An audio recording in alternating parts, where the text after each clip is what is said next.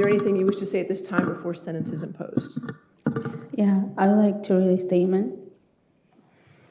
I have caused you all pain that cannot be measured and forever changed so many lives. I pray for forgiveness from the Benson family and from Joseph Ryan's family and from Valerie. I will never forgive myself for the pain caused. I hope that my cooperation in this case somehow begin to help repair the damage caused. There is nothing I could possibly do to make it up to you, to your loss. Sorry. There are so many regrets, but this is my biggest. That's it. That's a tragedy I have been carrying with me, and I will always do. It's something I have nightmares with. A tragedy I know I can never take back the devastation of what I have done. I know that my remorse cannot bring you peace.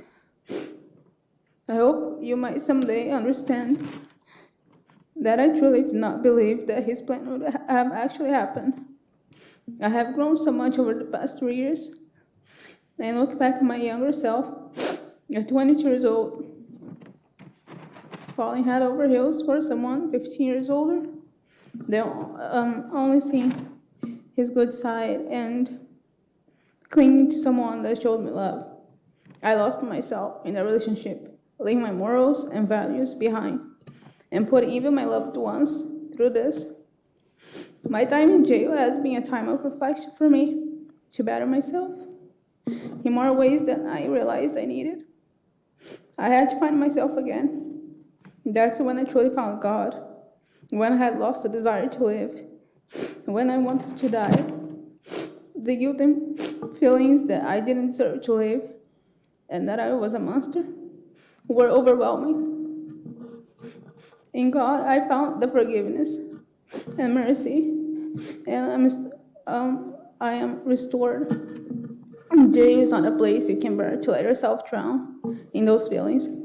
I wanted to disconnect from my pain and the guilt and get into survival mode to stay mentally sane, because inevitably, with the memories come pain. Yet, I know I will live with this for the rest of my life.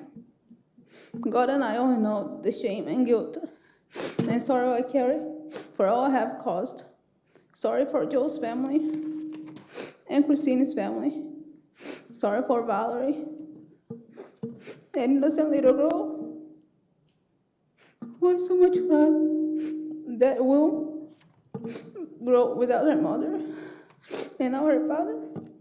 This is a heavy burden to carry, knowing I could have prevented it at all from happening. I understand that I am to blame, and I'm truly sorry for the pain it caused.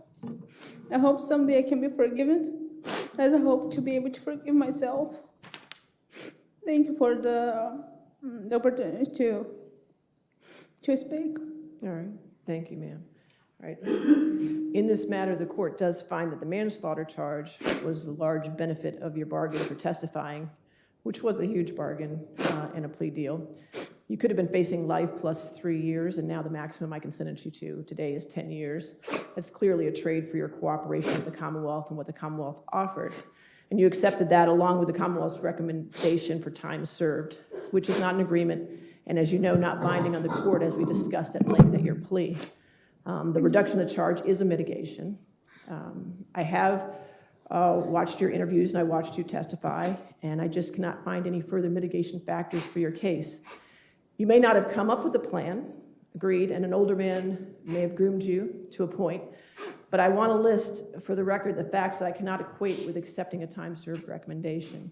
These are aggravating factors either not fully captured or not reflected in the sentencing guidelines. Number one, until today, you have shown no empathy for the victim in this case. Number two, you were more involved with the plan than you testified to.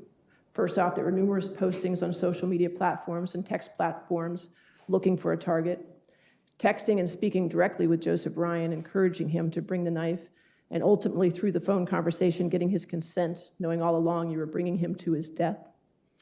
Lying to Christine and setting up the plan for the zoo, using her devices and hiding her phone, using a child as a pawn in your plan, waiting outside for Joseph to show up, calling Mr. Banfield to bring him to the scene, and at any point for at least the month prior or that day, you could have stopped this. The plan did not work without your full involvement. Number 3, having the loaded firearm in your pocket. Number 4, bringing a child into the basement knowing 2 people were about to be murdered, to include the child's mother. Number 5, hearing Christine ask you to call 911, which you did and then immediately hung up. Number 6, seeing Joseph Bryan, who was shot in the head at that time, still moving and walking up to him as he lay moaning on the floor and shooting him point blank in the heart. Number 7, watching as Mr. Banfield stabbed Christine over and over again. Number 8, waiting 15 minutes before recalling 911. Number 9, telling a fabricated story for over a year and a half, a story that depicted Joseph Bryan wrongly as a rapist and a murderer, an innocent man. And number 10, telling the child it was okay to call you mommy hours after the murder. Your actions were deliberate, self-serving, and demonstrated a profound disregard for human life. So let's get it straight. You do not deserve anything other than incarceration and a life of reflection on what you have done to the victim and this family. May it weigh heavily on your soul. So today I'm sentencing you on a manslaughter charge because that's what's before me. And the facts of this case demonstrate an intentional and calculated level of violence that is the most serious manslaughter scenario that this court has ever seen. Therefore, I do sentence you to 10 years in the penitentiary, as required by Virginia Code 19.2, 295.2.